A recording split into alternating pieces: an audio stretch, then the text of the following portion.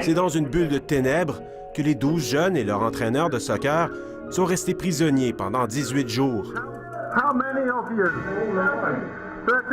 Il n'y avait absolument pas de nourriture. Et heureusement, il y avait de l'eau fraîche et propre qui coulait, donc qui sointait des parois et qui pouvaient boire en léchant les stalactites. Le coach, il a 25 ans, il a passé déjà 10 ans de sa vie comme moine bouddhiste.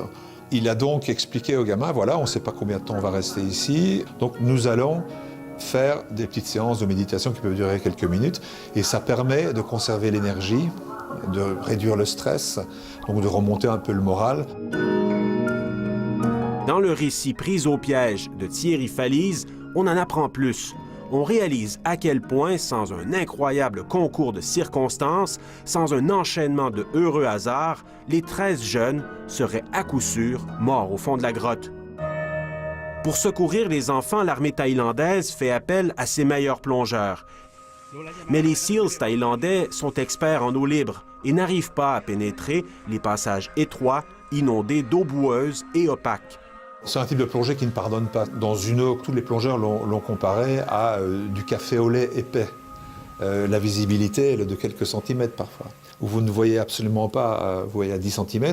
Et puis il y a des courants qui vous ballottent, qui vous projettent sur les parois latérales ou sur le plafond.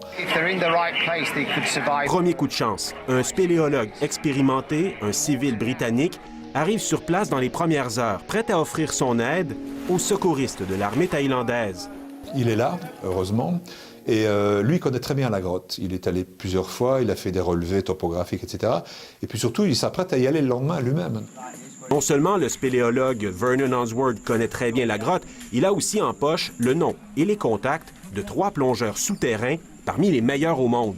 Et par chance, bon, les 3 sont disponibles. L'intelligence, je pense, de ce régime a été d'avaler leur fierté nationaliste. Les Thaïlandais ont donc été, à mon avis, très très malins en disant aux étrangers, bah, écoutez, vous pouvez faire ça, donc on va vous donner toutes les facilités pour le faire.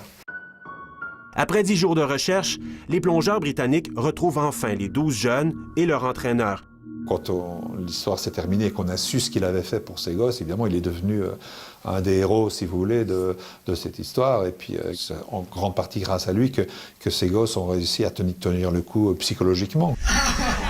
Mais retrouver les enfants n'est qu'une partie de l'exploit. Pour sortir de là, il faudra un autre miracle. Et puis surtout, il commençait à manquer d'oxygène. Le taux d'oxygène commençait à baisser sérieusement. À la surface, les parents prient. Les moines bouddhistes implorent les esprits d'épargner leurs enfants. À première vue, le sauvetage de ces jeunes semble une tâche impossible. Il y a 2 passages extrêmement difficiles, dont un qui fait 38 cm de haut, donc je sais pas, ça fait ça quoi, et 72 de large, hein, sur 4-5 mètres. Il faut passer avec l'équipement et un être humain, qui pèse 30 kg, un gamin, et on voit rien du tout. Rapidement, les secouristes réalisent qu'il sera impossible de sortir ces jeunes réveillés. Avec un enfant éveillé ou à moitié éveillé, c'était courir à la mort certaine. Et, bon, donc la seule solution, c'était de les endormir. Par miracle, il y a dans la petite communauté des plongeurs souterrains un médecin anesthésiste. Le docteur Richard Harris viendra d'Australie pour anesthésier les enfants.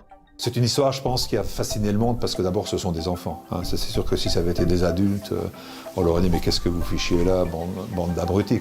Donc là, ce sont des enfants, elle s'est bien terminée. Il y a eu malheureusement la mort d'un plongeur thaï. Donc il y a eu aussi, ça fait partie de cette mythologie maintenant, il y a eu un héros thaï, quoi, un martyr quelque part. Prise au piège, c'est un récit de courage, de résilience, mais aussi un enchaînement de rebondissements qui sera assurément un jour porté au grand écran.